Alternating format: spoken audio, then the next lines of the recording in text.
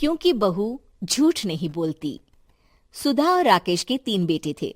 शादी के बाद तीनों माँ बाप से दूर रहते और सिर्फ त्योहारों में आते। माँ जी, पिताजी, अगली बार आप लोग हमारे घर आइएगा। अरे नहीं बहू, सब यहीं आ जाते हैं तो घर खिला खिला लगता है।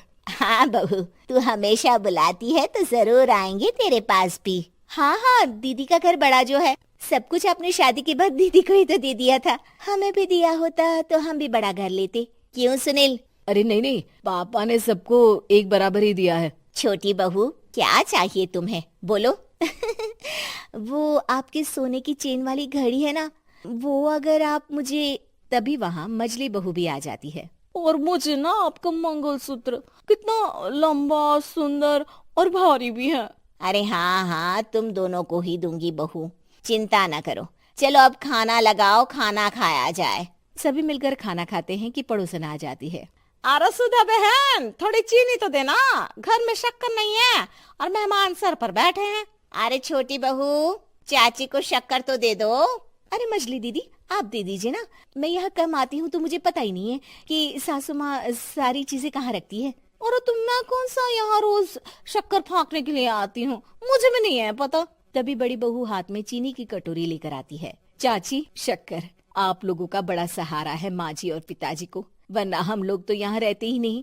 आप जैसे पड़ोसी हैं तो हम निश्चिंत है। और जीती रहे बहू, अब तो ये घर पड़ोस कम परिवार ज्यादा लगता है। सुधा अपनी बड़ी बहू को देखकर बहुत खुश रहा करती थी। वो उससे अक्सर घंटों बात भी किया करती, लेकिन दोनों दूसरी बहुओं का भी वो समझती थी कि शायद छोटी है, वक्त आने पर संभल जाएंगी। समय आ जाता है जब सभी को वापस जाना होता है।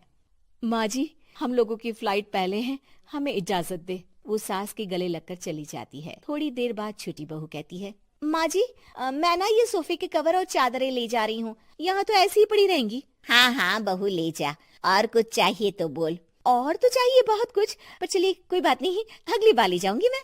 ऐसे ही मंजली बहू भी घर का बहुत सारा सामान ले जाती है। सभी के जाने के बाद सुधा राकेश से कहती है, घर कितना सूना लग रहा है ना। हाँ, और खाली भी। तुम्हारी दोनों बहुएं सब बटोर गई।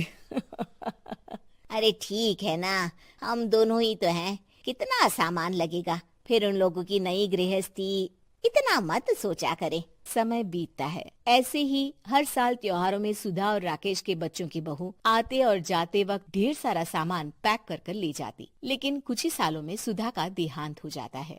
पिताजी, आप यहाँ अकेले क्या करेंगे, हम लोगों के साथ चलिए। अरे नहीं नहीं बहू, इस घर में सुधा की यादें हैं, मैं उसे नहीं छोड़ सकता हूँ। अब तुम लोगों की माँ नहीं रही। देख लो, वैसे तो मैंने उसके जीते जी सब कुछ दे दिया है, लेकिन कुछ उसका पर्सनल कीमती सामान था जो ये है, ले लो।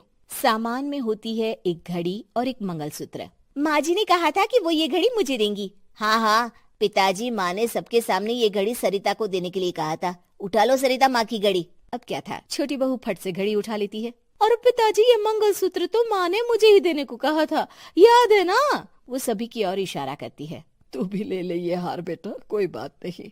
मंजली फटाक से हार उठा लेती है। ससुर बड़ी बहू की तरफ देखते हैं। तुझे क्या दूं बेटा? पिताजी, माँ ने एक चीज मेरे लिए भी रखी है। सभी के कान खड़े हो जाते हैं कि आखिर सास ने क्या रखा होगा बड़ी के लिए। अरे माँ जी तो दीदी से प्यार भी ज्यादा ही करती थी, हमेशा उनसे बात किया करती। जरूर कोई बड़ी और अपनी प्रिय चीज दी होगी दीदी को। और देख लेते हैं ना, वरना तो हम भी बराबर का बंटवारा करेंगे। हाँ हाँ, कर लेना बंटवारा। लेकिन बड़ी बहू बताओ तो, सुधा ने क्या रखा है तुम्हारे लिए?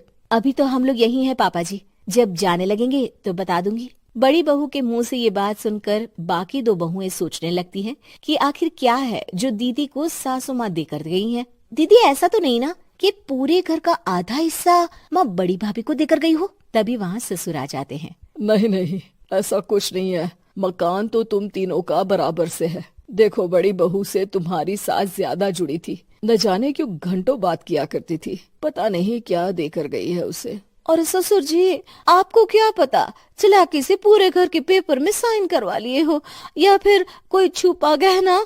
आखिर मकान पूरा तो आपने सासू माँ के नाम ही कर रखा था ना। अब घर में ये सस्पेंस बन जाता है कि आखिर बड़ी बहू क्या लेकर जाएगी। फिर वो दिन भी आ जाता है जब बड़ी बहू के जाने का समय हो जाता है। बेटा, परसों तुम चली जाओगी, बताया नहीं, माँ ने तुम्हें क्या दिया? घड़ी और हार जो बेशकीमती था और तुम्हारी सास को सबसे ज्यादा प्रिय था, उसका तो बंटवारा भी हो चुका है। अब तुम्हारी बारी। हाँ पिताजी, आज मैं ये बात बताने ही वाली थी। माँ ने मुझे उससे भी बेशकीमती चीज दी है और वो है आप। आपसे अधिक प्रिय उन्हें कुछ नहीं था। माँ चाहती थी कि आप मेरे साथ रहें। चलिए पिताजी। बेटा, मेरे पास तो कोई पेंशन भी नहीं है और ना ही कोई प्रॉपर्टी। लेकिन आपके पास संस्कार है पिताजी, जो मेरे बच्चे आपसे लेंगे, तो आपको ले जाने पर स्वार्थ ही है मेरा। चलिए ना पापा। सभी के सामने पिताजी बड़ी बहू और बेटे के साथ उनके घर चले जाते हैं।